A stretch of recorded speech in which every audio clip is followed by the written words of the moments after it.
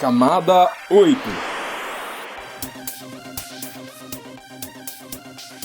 Olá, querido ouvinte, seja bem-vindo ao primeiro episódio do Camada 8 de 2022, seu podcast sobre infraestrutura da internet, redes e tecnologia. Eu sou Eduardo Barazal Morales. E eu sou Antônio Marcos Moreiras.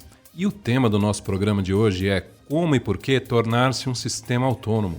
Nós vamos falar sobre como solicitar a alocação de recursos de numeração, se vale ou não apenas ser um sistema autônomo, mesmo não havendo mais blocos IPv4 disponíveis. Vamos falar sobre transferências e aluguel de IPs, entre outros assuntos. Esse é mais um episódio do quadro Roteamento de Ideias. Mas antes de irmos para a conversa, eu gostaria de pedir para o nosso ouvinte se inscrever na sua plataforma de streaming preferida para acompanhar os episódios do Camada 8. Se for no Spotify, tem até um sininho, então clica lá no sininho para receber as notificações de episódio novo. Nos ajude também compartilhando os episódios, seja antigo ou novo, para que o nosso podcast consiga atingir mais pessoas. Bom, o entrevistado de hoje é o Ricardo Patara, o gerente aqui do Registro BR. Então vamos para a conversa. Pode tocar a vinheta. Roteamento de ideias. Seja bem-vindo, Patara, ao nosso podcast, o Camada 8. E como já é de praxe, a gente pede aí para o nosso entrevistado falar um pouquinho sobre si, né, para a gente não ter que ler todo aquele currículo extenso. Então, fica à vontade. Obrigado, Eduardo. Eu agradeço o convite para estar aqui conversando com vocês. Sou Ricardo Patara, sou o gerente de recursos de numeração dentro do Registro BR, que é um departamento aqui do NIC-BR.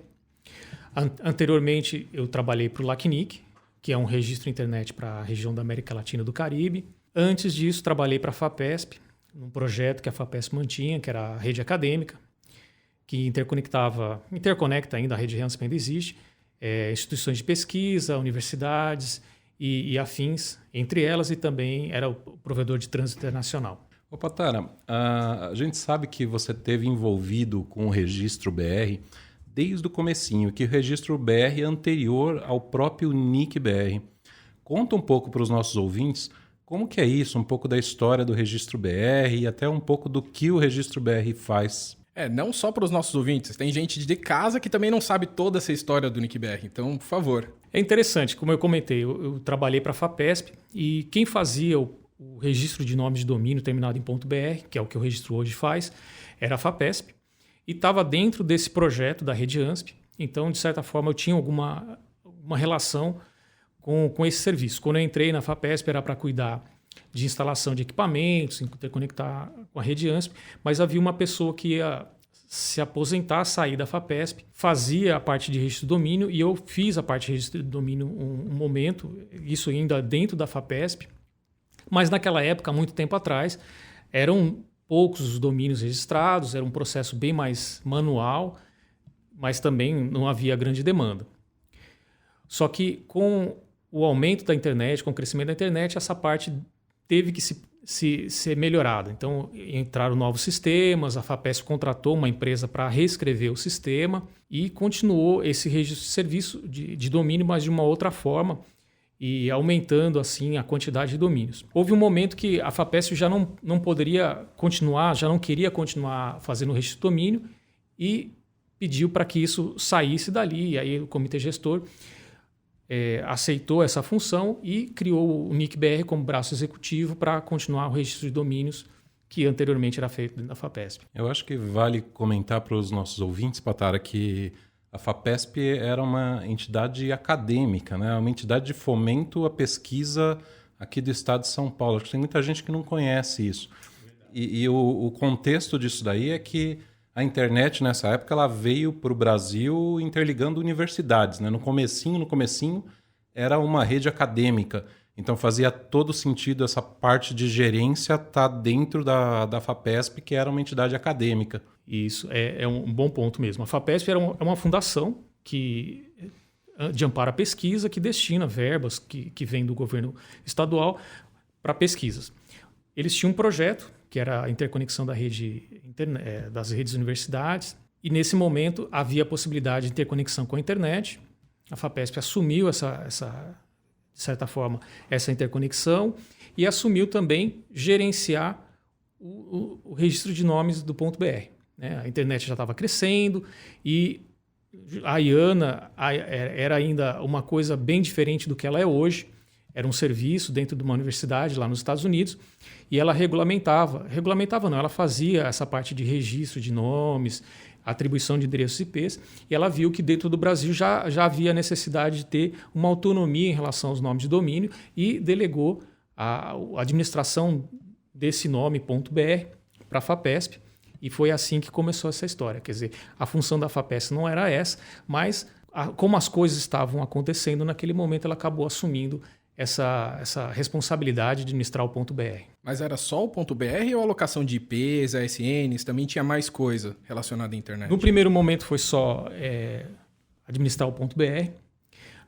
Os pedidos de alocação de endereço IP ainda eram feitos diretamente para a IANA, na verdade para o John Postel. As alocações ainda eram poucas, em grande volume de endereço, porque principalmente eram para universidades, até que o John Postel também viu e falou, olha, estão aparecendo muitas solicitações de endereço IP, toma aqui um conjunto de endereços e vocês administram aí. Esse conjunto de endereços é um famoso bloco que muita gente da parte técnica conhece, que é o 200/9, que era um 200/8 dividido à metade.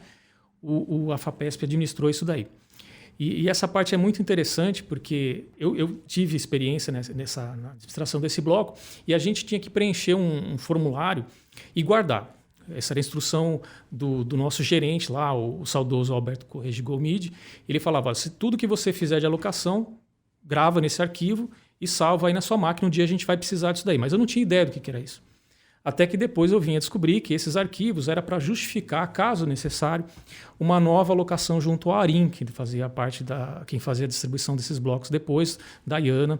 Então o Gomide já falava, olha, preenche esses arquivos aqui, guarda, um dia vai ser necessário. No momento eu não sabia, mas depois eu vim descobrir que se precisasse mais alocação, a gente tinha que justificar e demonstrar todas as alocações que a gente tinha feito, que eram nesses arquivos aí, que eram o formato do ARIM. Quer dizer que você chegou a lidar, a interagir com o próprio John Postel? Não, o John Postel não. O Gomide, o Demi sim, mas eu não. Tá, aí eu fiquei com uma dúvida, né? Você falou do LACNIC, aí você estava contando a história da FAPESP junto com a IANA, e o LACNIC, onde entra nessa história, né? O LACNIC veio surgir muito tempo depois, né, em 2002, que ele foi formalmente reconhecido, mas todas as conversas para criar um registro regional começaram antes, lá 99, 98. O que acontece? Dentro da região aqui, que nós temos hoje de cobertura do LACNIC, só haviam duas instituições que faziam alocações de endereços IPs para provedores ou outras organizações dentro do seu próprio país. O Brasil e o México. O Brasil, naquela época, a FAPESP, e no México, uma instituição parecida, era dentro de uma universidade, que fazia o registro de domínios também. Todos os demais países da nossa região tinham que recorrer ao ARIM, que é o Registro Internet da América do Norte, naquela época. Então, exceto o Brasil e o México, todos os países, provedores desses países, tinham que solicitar diretamente ao ARIM, que por ser uma instituição americana, criava nisso uma série de barreiras. O primeiro, do idioma. O segundo, de não conhecer as particularidades da região. E com isso começaram a surgir os interesses dentro de algumas instituições aqui da região de formar um registro regional para atender de forma melhor, estar mais próximo dessas instituições aqui na região. E o dinheiro também, né? Porque tem que pagar em dólar, ou não tinha cobrança naquela época? Tinha cobrança, tinha que pagar sim. De certa forma, essa parte do valor continua sendo em dólar para o LACNIC, então não teve muita diferença, não. Não, mas a facilidade, de tramitar das empresas pagarem para uma instituição. Imagina se as empresas todas, para pagar essas taxas, tivessem que fazer remessa em dólar para o exterior, né? Seria muito complicado. Então, voltando aqui ao panorama nacional, panorama brasileiro. A gente tem o Registro BR, que é um departamento aqui do NIC-BR. Você pode falar para a gente, especificar quais são as funções do Registro BR, quais são as atribuições do Registro BR? Bom, as mais conhecidas, com certeza, é a parte do registro de domínio. Então, todo domínio terminado em .br, de alguma forma, é registrado aqui dentro do NIC, nesse departamento do Registro BR. Porque, de alguma forma, pode ser feito diretamente através dos nossos sistemas, mas pode também ser feito através de um revendedor. São instituições que oferecem outros serviços, mas também o registro de domínio. Temos a parte de alocação de endereços IPs, que é um dos temas da nossa conversa, e todos os serviços que estão relacionados a isso. Então, a parte de publicação DNS, RUIs, são serviços de consulta aos domínios e endereços IPs alocados, todos os serviços relacionados a registro de domínio e alocação de endereço IP. Mas nesse sentido aí de falar de endereço IP, né? O que é um endereço IP? Fala aí o IPv4, IPv6, explica um pouquinho e se tornar um AS, né? Porque muitas vezes o pessoal fala assim, é dependente, né? Precisa ter IP para se tornar um AS ou precisa ser um AS para ter IP. Como que funciona isso?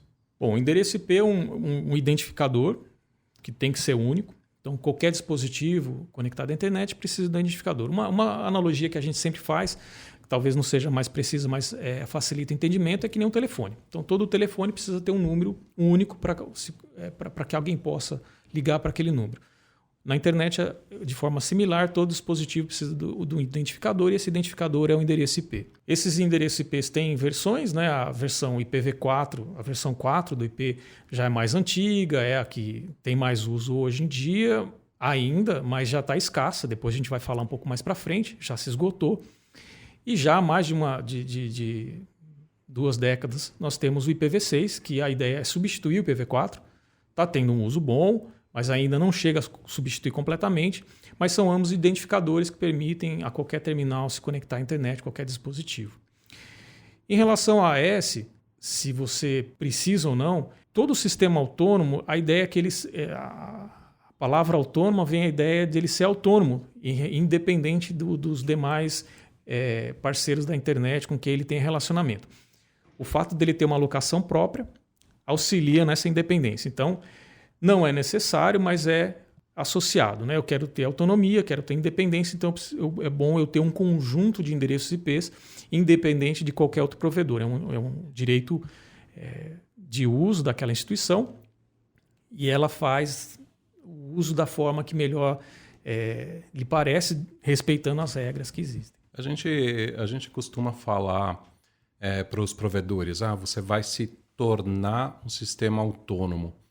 Esse jeito de falar, essa expressão está correta ou teria algum jeito mais formal? Por exemplo, você vai receber uma locação de um ASN ou alguma coisa diferente? Não, tecnicamente está certo, não tem nenhum problema, porque ao receber um conjunto de endereços IP independentes e receber também um sistema autônomo, um número de sistema autônomo que permita esse tipo de independência dos demais, ele está se tornando um AS, que é de Autonomous System, um sistema autônomo. Tá certo. No nosso conceito aqui fica implícito, né, que ele está recebendo um número de sistema autônomo e um bloco IP. Mas não necessariamente é assim. Tem organizações que só pedem um AS. Eu só quero o ASN, só quero o ASN. Mas, de forma geral, quando a gente fala de tornar um AS, a gente está pensando na autonomia como um todo, alocar sistema autônomo, número de sistema autônomo e também o bloco de endereço IP para ter essa independência e autonomia. Qualquer organização pode ganhar essa autonomia, pode se tornar um sistema autônomo, tem algum requisito particular? Só provedores podem? Como é isso? Uhum. Existem algumas regras, mas de uma forma geral qualquer organização pode se tornar um sistema autônomo. A maior parte dos sistemas autônomos são provedores de internet, mas não é exclusivo deles, não é um direito exclusivo deles. Qualquer organização pode ser sistema autônomo. Inclusive, os exemplos bastante claros que a gente até mencionou no início da internet, quem estava conectado à internet eram instituições de pesquisa, universidades, que em geral são sistemas autônomos já, tem a independência entre elas, então qualquer organização pode ser.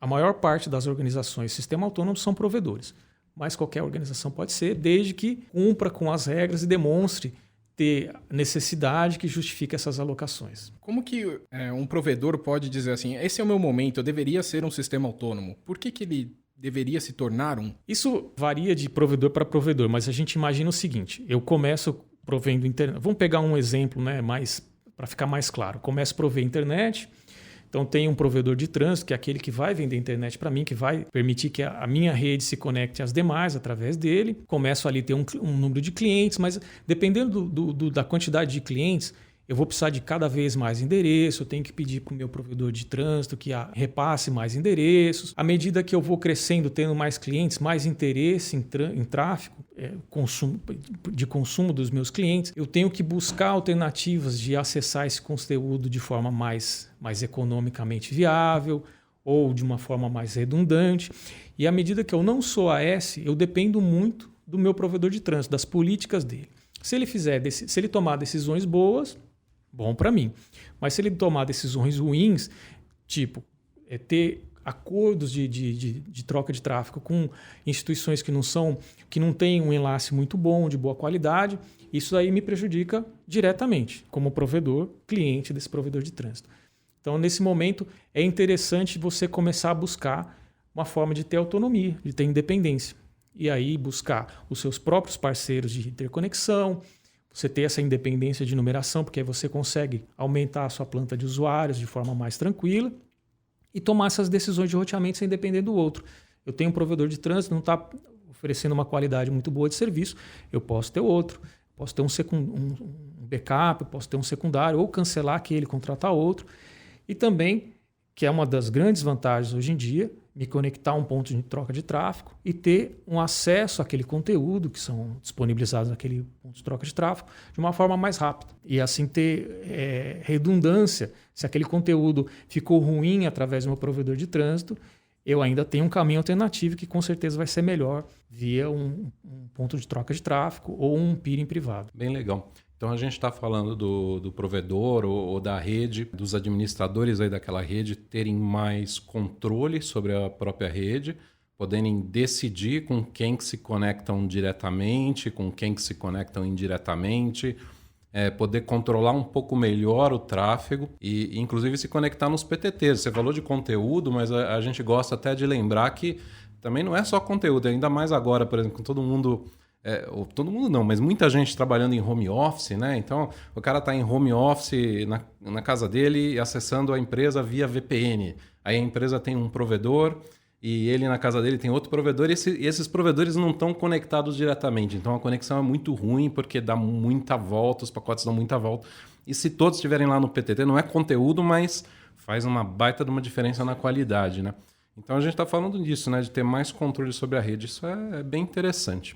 Agora, eu queria te fazer uma pergunta. Quando a gente olha a documentação lá no Registro BR, no site do Registro BR, a gente vê alocações, vê as regras lá para provedores e para usuários finais.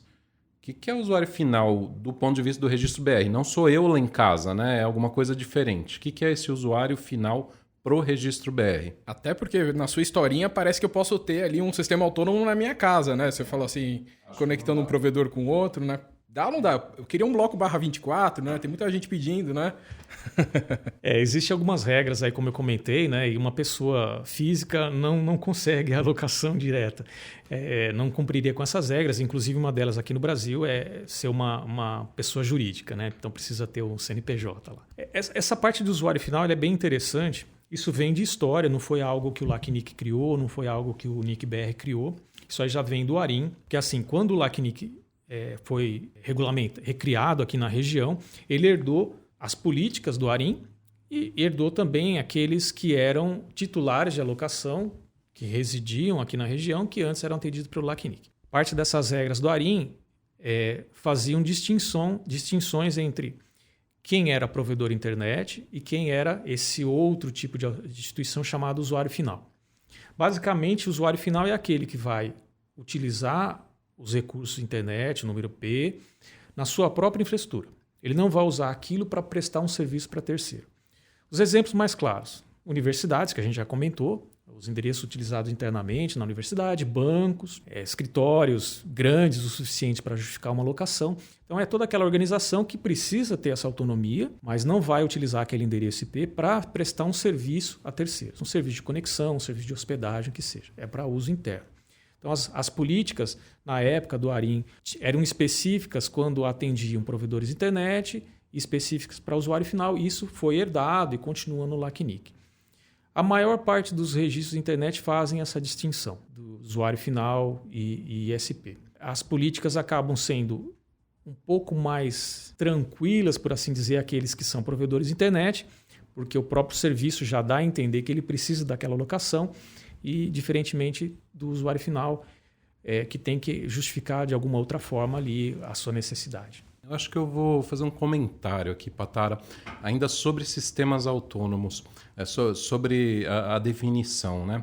A gente costuma falar que a internet é uma rede de redes. Então, para o nosso ouvinte entender melhor, em particular se tiver algum ouvinte aí que está começando agora no mundo de redes, Quando a gente fala que a internet é uma rede de redes, essas redes são justamente os sistemas autônomos. Tanto os provedores quanto esses que a gente considera, aí, do ponto de vista do registro BR, os usuários finais. Eu acho que vale a pena até citar alguns nominalmente para ficar bem claro. Então, por exemplo, o Google é um sistema autônomo, o Netflix é um sistema autônomo, a Globo é um sistema autônomo, o Banco Itaú é um sistema autônomo, a Universidade de São Paulo é um sistema autônomo e, basicamente, eu acho que a maioria dos provedores também são sistemas autônomos. Falei alguma besteira aí? Não, é isso aí. E quais são os requisitos para se tornar um sistema autônomo? Como são as regras, né? Você falou que tem a distinção de usuário final e ISPs, né, de provedores de internet, mas quais são as regras para se tornar? Basicamente, as políticas, as regras, elas tentam determinar que existe uma necessidade daquele recurso. Por quê?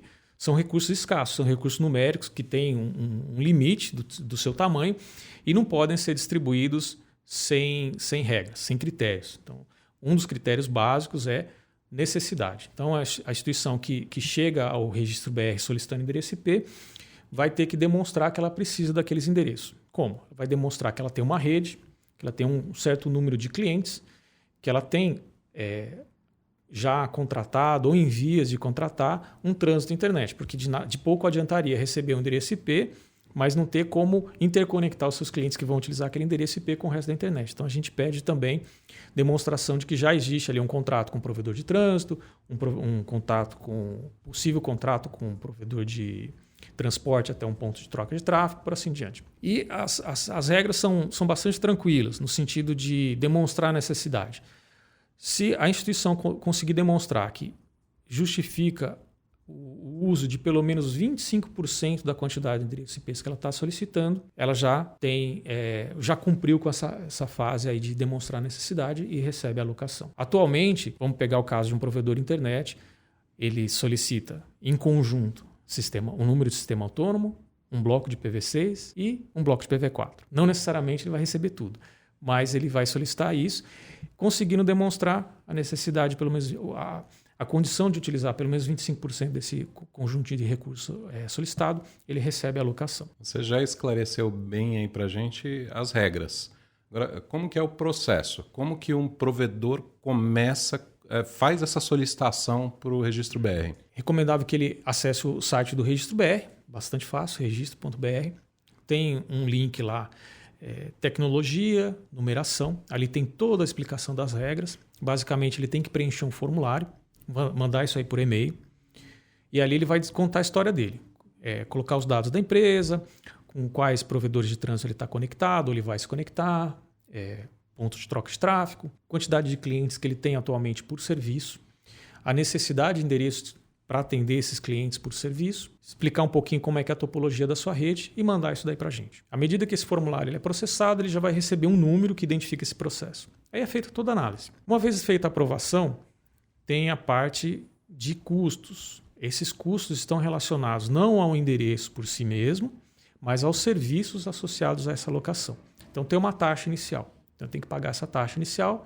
Uma vez recebida, a alocação é feita. Como é que é feito? A gente registra numa base de dados e de forma automática esse recurso que foi alocado para aquela instituição já aparece no sistema de consulta, que pode ser o RUIS ou o RDAP, que é uma outra ferramenta, mas que tem basicamente o mesmo objetivo de consultar essa base de dados e verificar o que está registrado. Feito isso, ele já tem acesso a um sistema de administração dos recursos, onde ele pode fazer delegação DNS, fazer registro de subdesignações dentro desse bloco para os seus clientes, utilizar RPKI, que a gente não comentou, mas eu acho que a gente pode comentar um pouco mais para frente. E ele passa a ser o titular dessa alocação e já pode configurar o seu roteador para anunciar esse bloco via BGP para os seus pares, né? Pode ser provedor de trânsito e peerings que ele tenha, seja no IX ou de forma privada.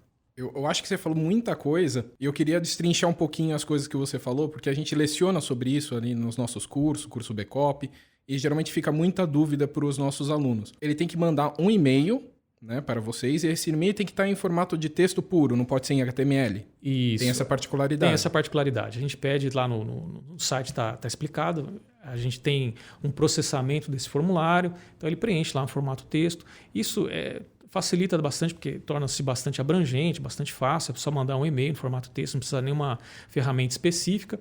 Esse formulário ele é pré-processado, identificam ali algumas informações necessárias e se gera esse número que é chamado um número de ticket que identifica essa solicitação. Mas é automático, é um robozinho que vai ler É lá, automático. e já chega na hora. Se passou um dia e você não recebeu o número, você fez algo errado. Bem comentado. É assim, é automático. Tanto que se tiver êxito, já recebe um ticket. Se tiver erro, já vai receber a resposta de erro também logo em seguida. Eu já encontrei pessoal de provedores em eventos.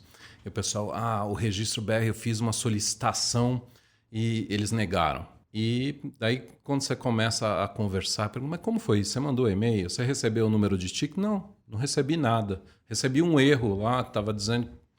Daí o cara recebeu esse erro de que o formulário tinha sido preenchido errado, né? E assumiu que o registro negou o meu pedido de alocação. Agora, só para um detalhezinho, o Eduardo perguntou se tinha que ser e-mail TXT. Mas a maior parte dos clientes de e-mail, quando manda o HTML, manda o TXT junto. Isso serve? Serve. O robozinho lá que faz esse processamento, ele vai identificar que tem anexo. Se esse anexo é um HTML, ele ignora, porque ele não tem como processar. Mas se tiver também um arquivo texto, que normalmente os clientes de e-mail fazem isso, né? Manda o HTML e o texto, ele processa sem problema. Então, na maior parte dos clientes de e-mail, se a pessoa colar aquele texto no corpo do e-mail, preencher direitinho e mandar, vai chegar. Vai chegar e vai ser processado. E vai receber o número de ticket. Aí vai depender do que ele escreveu lá. É que depois isso vai ser analisado por um ser humano, né?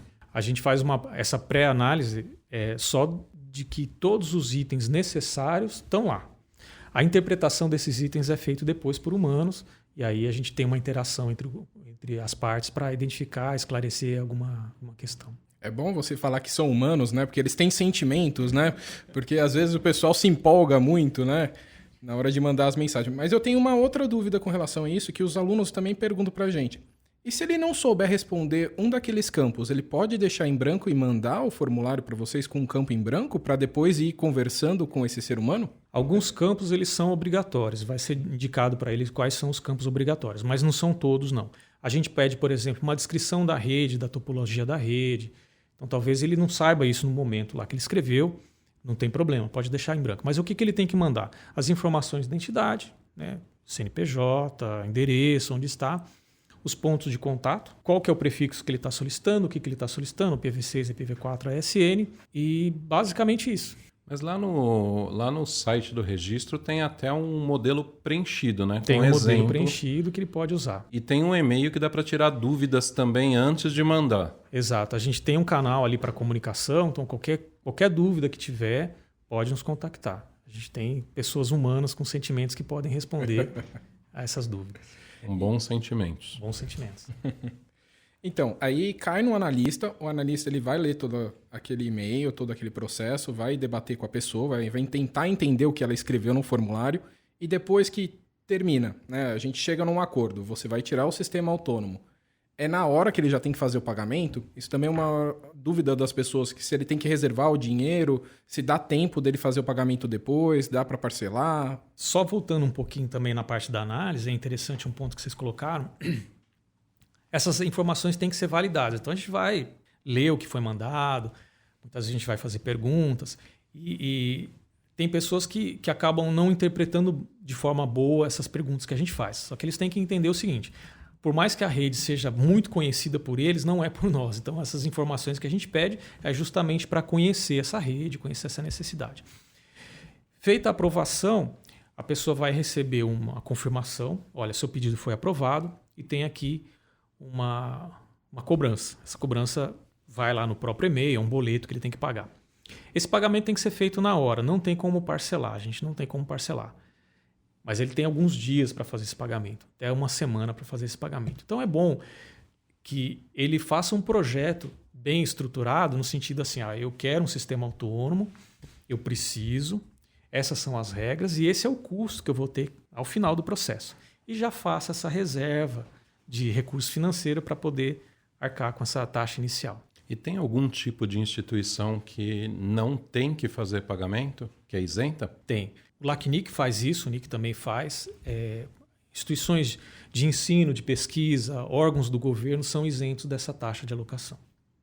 Então, é uma forma do NIC estimular a internet em alguns setores, não é?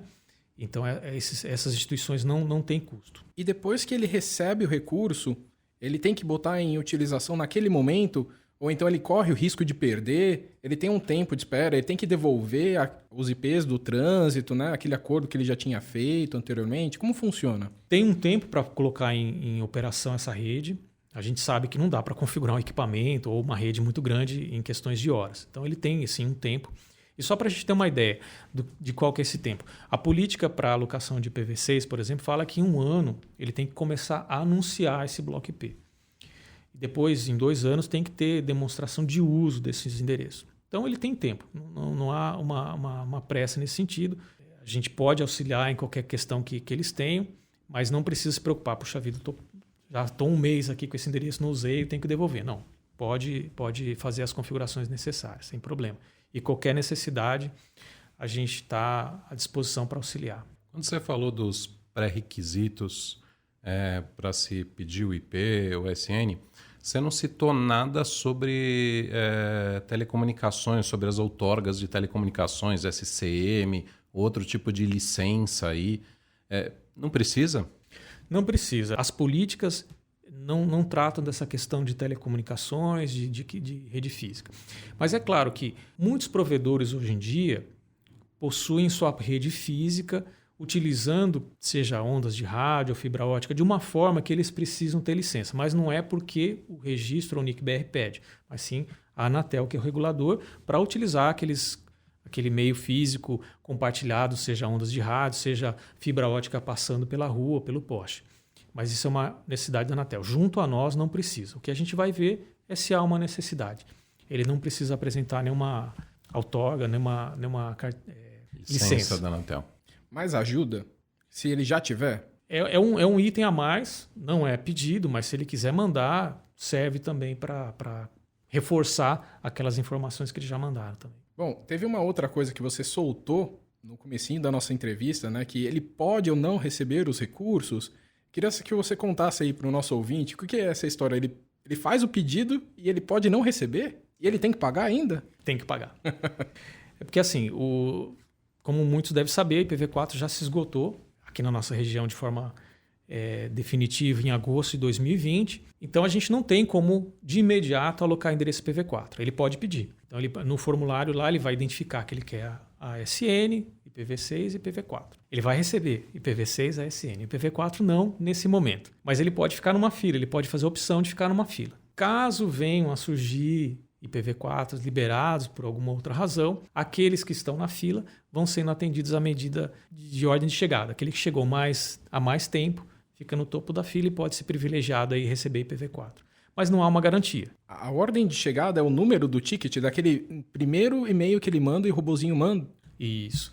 Essa fila ela é da região, então é a mesma fila. Nós ingressamos esses pedidos, é a mesma fila que o LACNIC ingressa os pedidos aprovados, que o NIC México coloca os pedidos. Então precisa ter uma organização aí no gerenciamento dessa fila. O que ficou decidido é que é a ordem de chegada do pedido. Então quando esse ticket é gerado, num sistema interno é gerado um timestamp, um formato padrão entre o LACNIC, o NIC México e o NIC Brasil, e é esse timestamp que regulamenta a ordem. Então, aqueles pedidos que chegaram há mais tempo têm prioridade nessa fila. Todos os pedidos de IPv4 hoje têm que ser de 1024 endereços ou é possível pedir menos para entrar nessa fila? E isso afeta de alguma forma a ordem ou não? Não afeta a ordem, mas eles podem pedir menos. Até um tempo atrás, o menor conjunto de endereços IPv4 que era possível de alocar eram 1024, só 1/22. Essa regra mudou, então ele pode pedir 1/24, 1/23, 1/22. Não pode pedir mais que isso. É no máximo 1/22. Não altera a ordem. Ele vai ficar na fila. Quando é liberado IPv4 nesse caso, ele está lá no topo da fila. Ele pediu, por exemplo, 1/22, mas surgiu 1/24. Ele vai receber essa oferta. Olha, tem aqui 1/24, você quer? Ah, quero. Ele pega aquele bloco e sai da fila. Ele não pode ficar esperando pelo resto. É aquela opção. Ou ele pode falar, não, eu vou ficar na fila e aquele /24 passa a ser oferecido aos demais. Então não altera a fila, mas pode alterar a disponibilização de endereços ali para ele. Altera o valor? Altera a categoria? Altera. Quem pede um 24 ou um 23 está numa categoria chamada nano. Quem pede mais entra numa categoria chamada small, micro, e tem um valor diferente. Né? Só para a gente ter uma ideia, hoje, no ano de 2021, o nano seria R$3.000, o micro seria R$5.000, então altera o valor. Mas o tamanho do bloco IPv6 que ele vai receber em conjunto é sempre o mesmo? É sempre o mesmo, no mínimo /32. Mas se pedir a mais... Ele pode pedir mais. Tem uma mudança de categoria, mas seria blocos muito maiores. Agora de cabeça não me recordo, mas o 32, 31, 30 ainda é a mesma coisa. Alguém já pediu uma alocação extra de bloco IPv6? Não. Aqui para a gente não. Então tem a política prevê alocações adicionais. Então a organização recebe lá um conjunto de endereços, utilizou todos aqueles endereços, ele pode pedir mais. No caso de IPv6, não tivemos nenhum pedido de alocação adicional aqui na região, mas em outras regiões sim, já houve pedido de blocos adicionais. O que é uma coisa interessante, que eu acho que vale a pena enfatizar, embora a gente não tenha feito alocação de IPv6 adicional, tem uma regra que é muito interessante que fala o seguinte: a primeira alocação de IPv6 ela pode ser trocada. No momento que eu comecei a planejar minha rede IPv6, eu previ que eu ia precisar de um /48 para fazer uns exemplos bastante claros. Eu pedi um /48. A internet foi crescendo, minha rede foi crescendo, eu vi que aquele meu pedido de /48 foi mal feito. Minha rede, na parte IPv6, não estava bem planejada, eu preciso de mais. Essa organização pode chegar ao NIC-BR, ao LACNIC, e pedir a troca. Ele devolve aquele /48 e recebe um bloco maior, /32. Pelo menos uma vez ele pode fazer isso. Por exemplo, o provedor, quando fez o planejamento da rede dele, ele não sabia lidar muito bem com IPv6 e ele pensou que ele ia entregar um /64 para o usuário doméstico. E daí ele descobriu que isso era um absurdo, que ele resolveu entregar um /56, que é o que a gente recomenda, e ninguém faz. E aí ele faz um novo planejamento. Ele pode fazer um novo planejamento e trocar aquele pedido inicial para o bloco ser o suficiente confortavelmente para ele entregar aquele /56 para o usuário doméstico e não ter problema de falta de IP. Exato. Pode fazer isso, não tem custo nenhum. Então foi uma ideia justamente pensando nesses casos, né, que o IPv6, a alocação de IPv6 já tem há um bom tempo. Nem todo mundo na época tinha uma noção muito boa dos planejamentos, que nem você comentou, Moreira, de designar um /64, e hoje a gente vê que é pouco. Essa política visa atender essa necessidade. Então ele pode trocar, não tem custo nenhum, mas é somente uma vez, né? A primeira alocação que ele pode trocar. Opa, Taré, assim me machuca você falando que o pessoal não sabia na época. A gente dá 10 anos o curso de IPv6, falando do /56, o pessoal não sabe fazer um plano de Mas nem todo mundo tinha feito o curso ainda. Eu acho que a gente não está ensinando direito isso daí, viu? /56, gente. /56, gente. Ficar repetindo aqui um mantra, fazer um mantra, /56. Eu queria retomar um pouquinho no assunto, porque eu mesmo fiquei com uma dúvida nas suas explicações. Tá? Então, deixa eu ver se eu entendi direito aqui e pedir aí a sua ajuda para falar. Então, ele abre o ticket, ele recebe ali um timestamp, um númerozinho que vai identificar ele na fila, de acordo com o primeiro pedido. Ou seja, se a análise demorar, ainda o número está garantido. Ele entra lá na frente, na fila, mesmo se alguns outros pedidos depois passarem, certo? É isso aí. A ordem é a ordem de chegada do pedido, não da aprovação. Se ele levar 2 meses para conseguir aprovar, ainda assim, quando aprovado, a ordem na fila é da data que ele ingressou com aquele ticket. Aí, vamos lá, ele entrou na fila e aí ele está esperando ali o IPv4. Chegou a vez dele, ele pediu um /22 e aí aparece para ele um /24, mas ele quer um /22. Até onde eu sei, ele só pode pedir uma vez. E aí, se ele aceita o /24, ele pode ganhar depois os outros /24 faltantes ou ele tem que ficar só com aquilo? Aceitou e já era. Isso, a regra é assim. Ele está na fila, se ele aceitar o que foi oferecido, ele tem que sair da fila. Então, se ele pediu um 22, ele precisava de um 22. Foi oferecido algo menor, um 23, um 24, ele aceitou, ele tem que sair da fila. E não pode voltar. Não pode voltar. Por quê? Por que ele não pode voltar? Ele poderia, por exemplo, ingressar com um novo pedido de endereço e entrar lá no final da fila. Só que aí esbarra numa outra regra. É uma regra não tão recente assim, mas tem relação com a escassez de IPv4. Não há como fazer alocação adicional de IPv4. Então, se ele recebeu um bloco IPv4 na fila, ele já passa sem pedido de receber outros blocos, então ele não poderia voltar para a fila de jeito nenhum. Isso continua valendo, inclusive, para as instituições que antes dessa escassez já tinham recebido IPv4. Não adianta querer entrar nessa fila. Correto. Então, quem já tinha IPv4, já há algum tempo não consegue pedir bloco adicional e muito menos agora para entrar nessa fila. Não tem.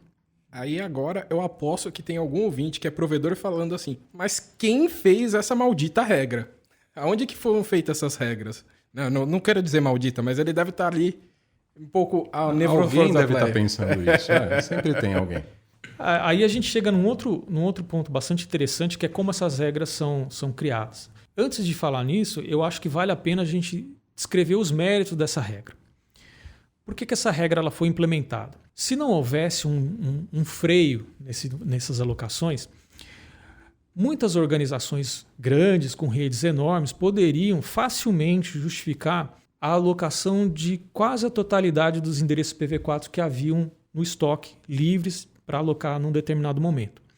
E todos os demais pedidos que talvez já estivessem em análise, com justificativas para receber, iam ficar a ver navios, porque quando tivesse aprovação, a resposta vai, olha, acabou.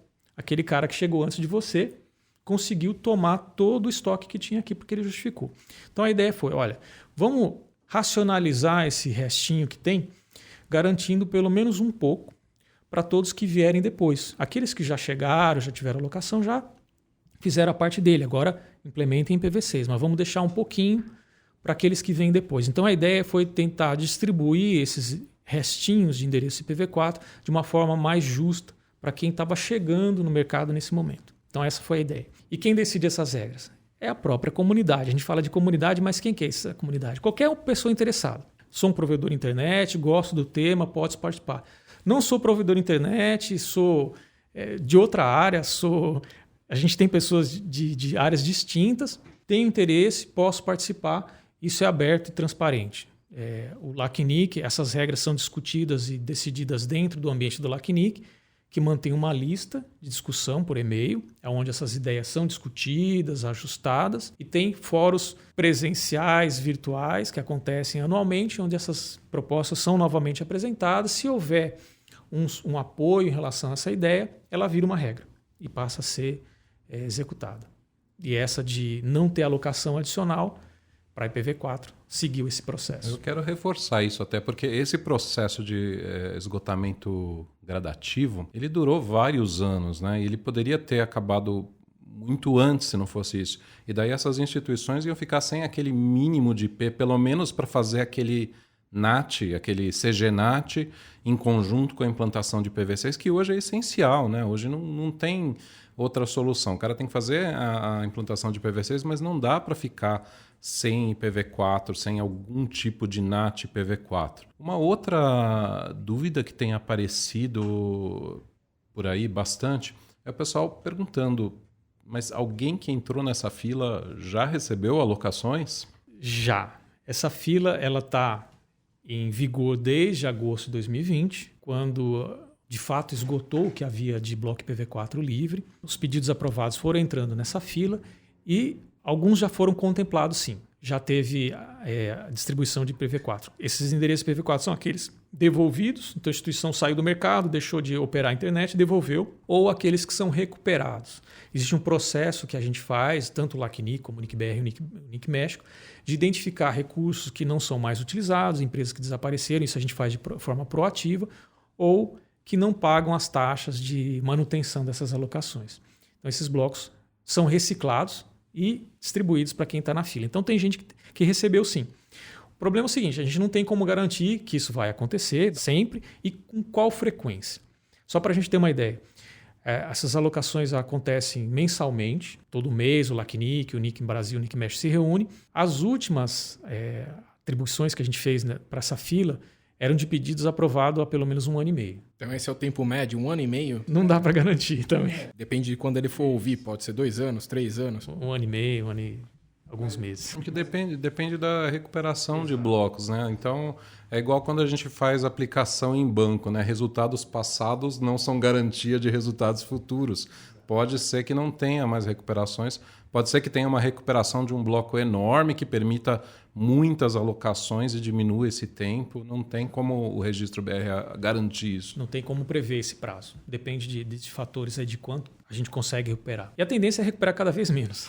Não porque a gente não vai fazer isso, mas é porque passa a ter menos endereços IPv4 para serem recuperados. E aí, quando você está comentando que demora um pouco a fila, eu acho que muito ouvinte está pensando assim, será que eu deveria recorrer a uma transferência? Eu queria que você comentasse um pouquinho sobre a transferência de IPs. É um bom ponto. Existe essa outra forma de obter IPv4, que é a transferência. Até pouco tempo atrás, essa transferência acontecia quando uma empresa comprava outra. Então, eu compro uma empresa, comprei os serviços, comprei os clientes, os equipamentos, e com isso, aquela justificativa de uso que era daquela empresa que eu comprei passa para mim. Então, assim também passam os direitos de uso daqueles endereços. Mas, recentemente, tem uma outra regra que permite transferir endereço IPv4, mesmo que eu não compre a outra empresa, mesmo que eu não compre a carteira de clientes, os equipamentos que faziam uso daqueles endereços. Qual que é o cenário que acontece isso? Uma organização tem excesso de IPv4, que não está usando, e resolve ceder uma parte ou a totalidade para outro que daqueles endereços precisa. Então isso é permitido. Tem uma regra que permite e é uma forma de obter IPv4. Aqueles que de fato precisam muito de IPv4 não podem ficar esperando nessa fila, podem recorrer para esse caminho. Existe uma questão muito importante que o NIC-BR, o LACNIC, não tem uma taxa para quantidades de endereços a serem transferidos. Mas isso não quer dizer que não vá haver um custo para essa transferência. Por quê? Infelizmente, somos todos humanos e muitos gananciosos. Se eu tenho um excesso de algo que o outro quer e está disposto a pagar, eu vou cobrar um interesse nessa transferência. Então, as empresas que têm excesso acabam associando esse direito de transferência à transferência de dinheiro. Mas isso é tudo feito entre as partes. O NIC, o LACNIC não interferem nessa questão. É um investimento que essa empresa vai ter que fazer, mas se é algo que de fato ela precisa muito, pode valer a pena. Hoje, então, um provedor novo que está se tornando um sistema autônomo, ele vai receber alocação de ASN e alocação de IPv6. E daí, em relação ao IPv4, ele tem, a curto prazo, ele tem que provavelmente se virar com o IPv4 que o provedor de trânsito dele fornece para ele. Em alguns casos são blocos muito pequenininhos, 1/29, 1/28, algo assim. Daí ele usa com NAT aquilo lá. E daí ele pode entrar nessa fila ou ele pode procurar esse caminho da transferência. Mas tem alguns provedores que citam aí uma terceira via, que é o aluguel de IPs. Isso é permitido? Que seria uma transferência temporária, né? Isso. Não é permitido. A regra do LACNIC não reconhece esse tipo de operação. E eu, particularmente, eu fico preocupado, porque imagina, eu sou um provedor internet, vou colocar a minha infraestrutura, meus clientes, os meus serviços em cima de um recurso sobre o qual eu tenho um direito muito pequenininho. Alguém disse que eu posso usar, mas isso não tem regra que fala que pode. E se esse alguém que disse que eu posso usar um dia sofrer qualquer problema e perder aquela locação, eu que recebi o direito de usar temporalmente não tenho direito algum. Com quem que eu vou reclamar? Eu não tenho nada, nenhuma regra, não tenho um contrato direto com o LACNIC, com o registro BR. Então, todos aqueles clientes de serviços que utilizavam aquele endereço que foi cedido de forma informal vão perder o direito de uso daqueles endereços. Então, eu vou prejudicar meus clientes, meus serviços. Então, isso não é reconhecido e tem esses riscos muito grandes, eu acredito. Então, na região do LACNIC, isso não pode. E eu acho que até do ponto de vista técnico, não é, Patara? Porque a gente tem, por exemplo, o RPKI e a gente tem aquele arquivo que o registro BR publica no FTP, onde tem os IPs associados ao ASN. E nada disso vai estar dizendo que aqueles IPs são daquela instituição que alugou o IP. Então, pode ter outros sistemas autônomos que vão usar esses recursos, a informação do RUIS, a informação do RPKI, a informação nesses arquivos publicados oficialmente pelo Registro BR, pelo LACNIC, para fazer filtros no BGP. E de repente nem vai funcionar, né? nem vai se o anúncio daqueles IPs no BGP ele pode não se propagar de forma plena e completa pela internet. Eu acredito que existe esse risco, não existe? Exato. Você passa a ter muito pouco direito em relação àquele conjunto de endereços que foi cedido ou alugado, né? Você não tem direito nenhum, ou quase nenhum, e tudo depende de acordos, né? Não tem regra para, por exemplo, fazer com que aquele provedor que emprestou aquele bloco ou alugou publique alguma informação que facilite o anúncio do BGP, passa a não ter nenhum direito. Então é uma situação bastante arriscada. Tem essas preocupações também. Além de não ser algo previsto em regra, tem uma série de questões técnicas aí que colocam em risco qualquer uso nesse sentido. E para quem aluga, para o locatário, tem alguma possível consequência negativa? Bom, aqui na nossa região do LACNIC, como é algo que não é permitido, uma vez identificado, essa empresa que emprestou, alugou, ela pode perder essa locação. Porque ele está fazendo algo que não está de acordo com as regras, ele aceitou atuar de acordo com as regras, então ele pode perder essa locação. Aposto que nessa hora tem algum ouvinte de novo pensando assim, o meu vizinho faz isso. Eu posso denunciar ele? Pode. Esses canais que a gente tem de comunicação com o público em geral, no Registro BR, pode receber denúncias. A gente recebe denúncias e investiga. Uma vez constatado que aquilo de fato é verdade, a gente coloca essa organização num chamado processo de recuperação, onde ele tem que ou se ajustar ou acaba perdendo o bloco. Patara, dada esse panorama todo aí de esgotamento de IPv4, tudo que a gente comentou, acho que é a pergunta de ouro aqui. Vale a pena ainda para um provedor se tornar um sistema autônomo e pedir alocação de IPv6 e tudo mais? Vale bastante a pena, porque ainda é válida aquela questão de autonomia. Mesmo que eu não tenha IPv4, ainda assim eu tenho autonomia de roteamento na parte de IPv6. E interessante que a gente estava analisando outro dia um caso de um IX, onde novos integrantes colocaram essa dúvida. Eu vou me conectar ao IX, mas não tenho IPv4 para anunciar, vou anunciar só IPv6. Mas se todos os participantes ali estiverem na mesma situação, todos eles vão estar anunciando IPv6 e colocando seus serviços IPv6. Todo o tráfego que passa pelo IX vai conseguir chegar entre os seus participantes que ali estão, de forma mais rápida, mais eficiente, utilizando IPv6. Então vale a pena. É um exemplo, mas sim vale a pena. A questão de IPv6, embora ainda não tenha substituído de forma completa IPv4 na internet, a gente percebe um tráfego IPv6 muito grande. Aqui nos nossos servidores internos, a gente faz algumas medições, a gente já chegou a 50%. Então, 50% do tráfego que chega aos nossos servidores já chega em cima de IPv6. Só que a gente não é um grande provedor de conteúdo. E nessa reunião mesmo, um dos participantes falou que 85% do tráfego que ele tinha com um determinado provedor era sobre IPv6. Então, tem provedores de conteúdo que disponibilizam IPv6, então isso vai ser feito utilizando essa plataforma.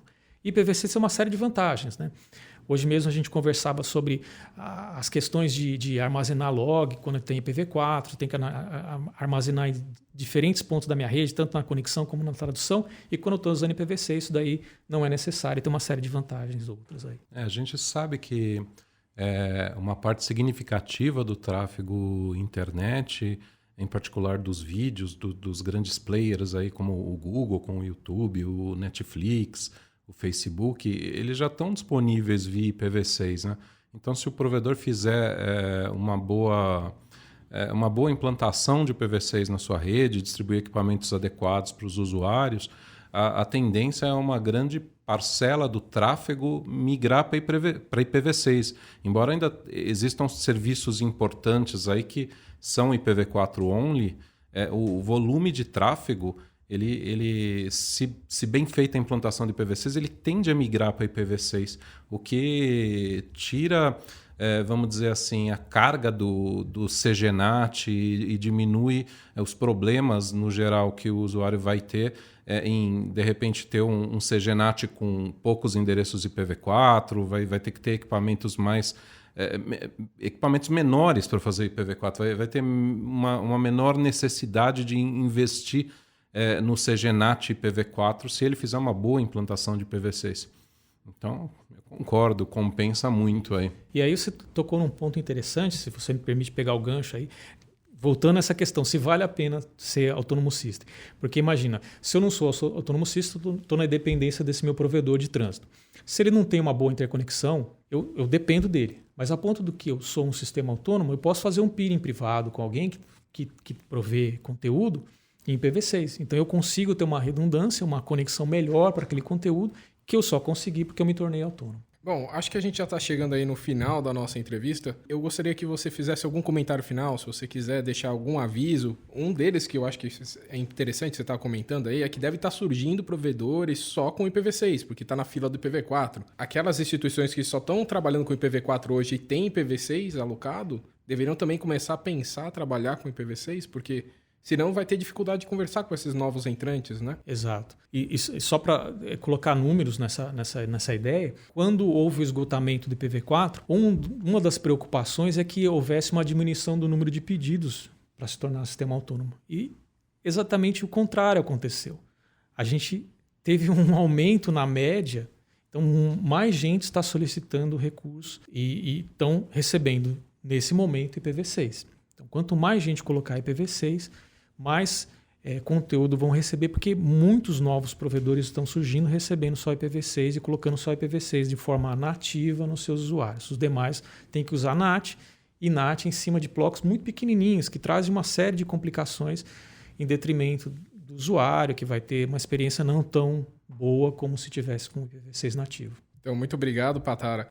A gente vai te convidar de novo, porque ainda faltou muita história, né? A gente quer saber um pouquinho mais da história do Nick, do LACNIC, que até você participou da criação, mas isso vai ficar para outro episódio. Tá joia, esse daqui já está bem grande, tá bom? Obrigado. O roteiro aqui que a gente fez tinha umas 5 páginas, a gente ficou na primeira aqui, foi essa conversa. Acho que dá para chamar o Patara mais do que uma vez aqui, que tem bastante assunto sobre Estarei à disposição. alocação. Valeu, obrigado. Bom, a conversa foi muito boa, mas a gente tem que finalizar o nosso episódio. Então vamos para os nossos últimos avisos. E eu gostaria de avisar que a primeira turma de 2022, que vai de 31 de janeiro a 4 de fevereiro, já está com as inscrições abertas. É a nossa turma do curso BCOP EAD, turma 19. Então quem quiser, se inscreva. Se você tiver alguma sugestão de tema, dúvida ou elogio ou crítica construtiva sobre o nosso podcast Camada 8, mande e-mail para cursoseptro@nic.br. E para os ouvintes que nos seguem no Spotify, lembrem de ativar o sininho e assim receber as notificações dos novos episódios. Eu quero convidar a todos também para que se inscrevam em nossas redes sociais para não perderem nenhum conteúdo importante. Vocês nos encontram no Twitter como @comuniquebr, no Facebook, LinkedIn, Instagram, Telegram, nós somos @NicBR e no YouTube é só procurar por NicBR Vídeos. Vocês podem também interagir conosco nessas redes, dando sugestões, tanto sobre o podcast como sobre os nossos outros conteúdos. Nós vamos ficar muito felizes de conversar com vocês. Esperamos que você tenha gostado do episódio de hoje e qualquer problema é culpa da Camada 8. Até mais! Tchau, tchau, pessoal! E é bom lembrar que essa é mais uma das iniciativas proporcionadas pelo registro de domínios.br. Registre o seu.br.